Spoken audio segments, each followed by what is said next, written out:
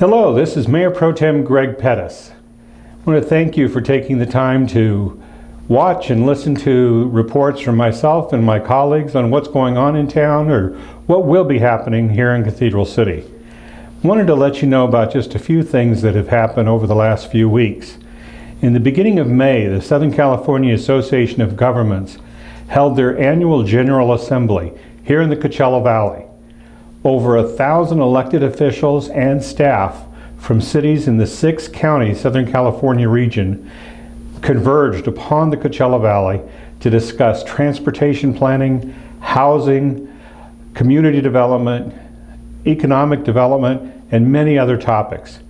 There were opportunities to ride in driverless vehicles, to actually talk to people in that industry, but also to look and share ideas about what is going on in other communities around Southern California. It was fascinating to hear what some of our colleagues around the state have been doing and to be able to share what we're doing.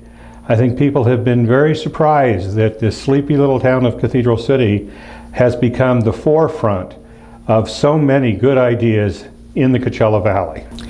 As many of you are aware, I've been very involved in trying to bring passenger rail service here to the Coachella Valley, or certainly expand the very limited service that we currently have with Amtrak. We have generated significant amounts of money, both on one-time grants from the federal government under the Obama administration to ongoing funding from Sunline Transit Agency to help us with our planning efforts. We're currently in the middle of the environmental reports, which we expect to have finished in about a year, that will show exactly what the route will be, what the stations will be, and even the pricing that it's going to be to bring people from Indio through the Coachella Valley and into Los Angeles. We're anticipating 2 trains a day out of the Coachella Valley and 2 trains into the Coachella Valley 7 days a week.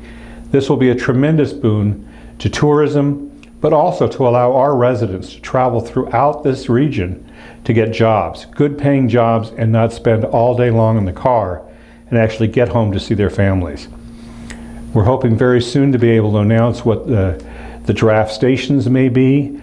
Certainly we know Indio will be one because that'll be the end of the line. Where the other station here in the Coachella Valley will be, and possibly one in the Pass area, is yet to be seen. But we're moving very, very quickly on this, at least as quickly as government allows us to do. One of the disappointing things, though, that just recently transpired, we had hoped to have had a passenger rail trial program for the Coachella festivals, but we weren't able to do that. We had the funding taken care of, we were ready to move ahead, and yet Amtrak wasn't quite ready to be able to get the equipment to us. So the funding has been guaranteed to us for next year. That's already in place, so we're already beginning the planning process so that next year for Coachella and Stagecoach festivals, your friends will be able to come in from Los Angeles and into Indio directly to go to the festival. That in itself should help us here locally in alleviating some of the traffic that will happen. May 10th, the City Council approved an $84 million 2-year budget.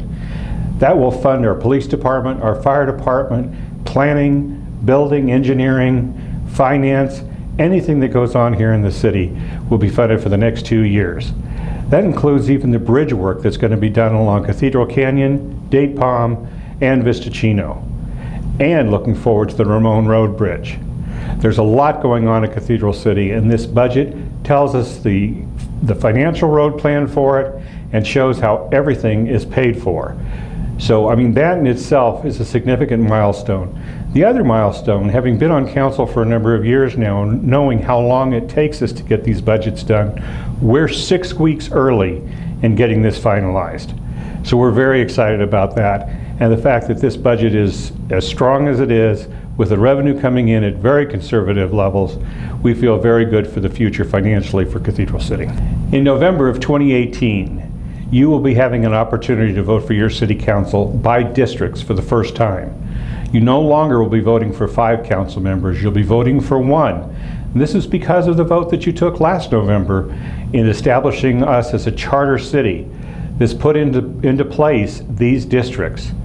By September, we anticipate identifying what those districts are. There's still time if you want to draw your own map and submit that to the City Council so that we can look at it.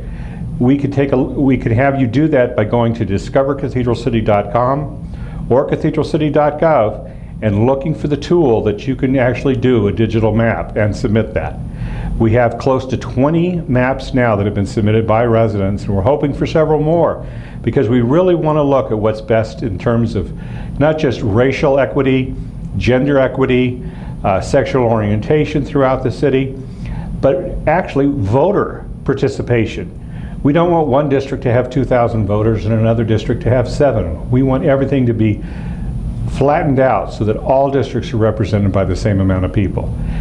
But also come November, or actually July of next year, if you're living in a district where there's going to be an election held, that's the time to jump in and get involved in your city, either as a candidate or as a volunteer. But this is the first time we're going to have districts. You voted those in, and now it's time to get involved in the process. Thank you very much for taking these few minutes to hear my council report. As always, you can reach me at greg@gregpettis.com or gpettis@cathedralcity.gov. I'd be happy to get your email, and I will get back to you right away. Thank you very much.